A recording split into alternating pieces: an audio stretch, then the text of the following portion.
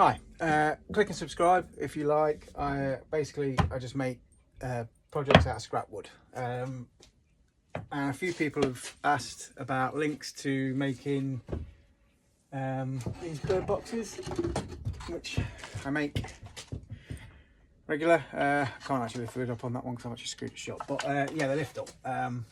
And I make all sorts out of scrap wood. Then bird boxes literally take a 900 piece, even if you say a metre, so you got a little bit of scrap, a metre piece of decking, and basically I'm using 300mm, which I cut in half, so it's 150mm each of feather edge boarding. Obviously it's thinner at one end than it is the other, and this is just off of an old fence, and I use this for the roof. It's just the right size, to be perfectly honest, and once it's cleaned up, looks good.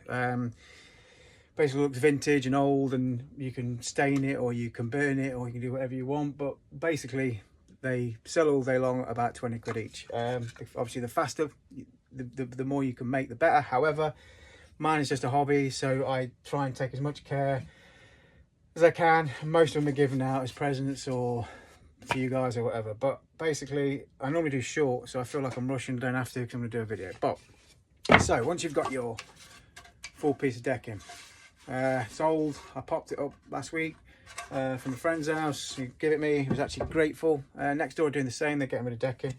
And all I did was I cut it into pieces, so 2 at 250 long, 2 at 200, and as I said, 150 each for the roof bits.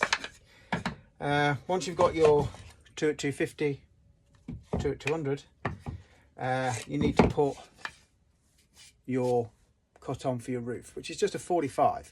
So you cut your 45, mark your center, which when you get sort of, you do more and more, you don't even have to put a center mark, you know where your center is. Obviously it falls wherever it is on the decking, where your grooves are. So you need to put the 250s, need the cut on for the roof. The side pieces then are, one of them is the 200 piece cut in half, but before you do that, before you cut that piece in half, put a back cut, a 45 cut on the end to allow the roof, that'll be a part of the side where the roof comes down. So when the roof comes down, it basically doesn't sit like that, it sits nice and flush. I'll show you.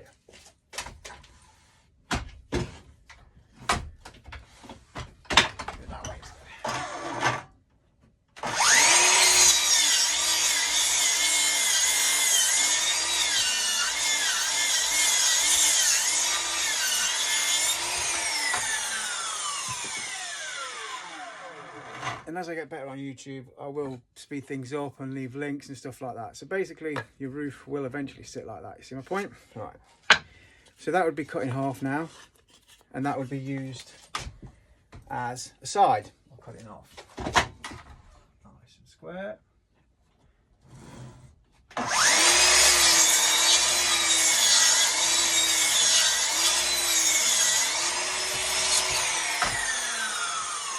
I'm only using basic site tools, really. I mean, this isn't really a workshop. I've just made it to suit my needs.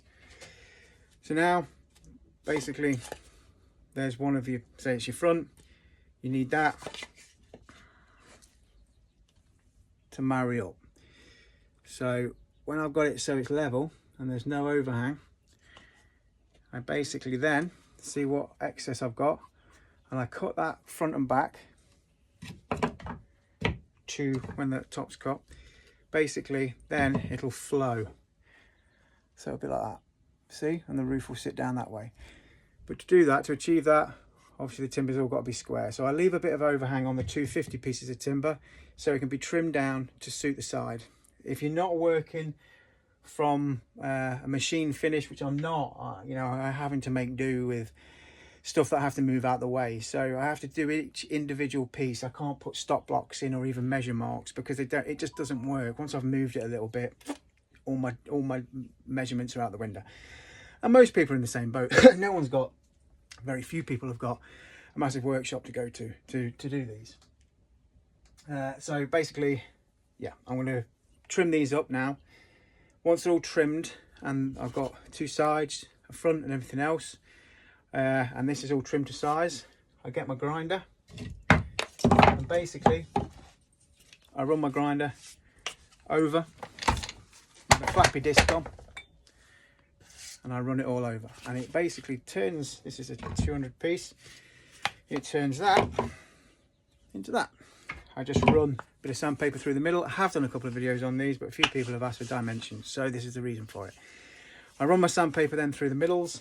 This prep work probably takes, well, I'll probably take a bit longer because, like I say, I try and now look at quality rather than quantity, and I feel that that goes a long way. So now all my pieces will be cut and sanded up. I'll do another video then of when we're just about to pin it together, and the pilot holes that I use to screwing it together for added support.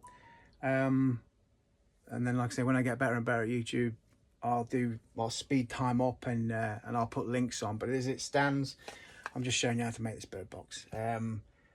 Yeah, I'll do another video. You got to this point, and then I'll do another video moving on to the finished product. And basically anyone can make it. Subscribe.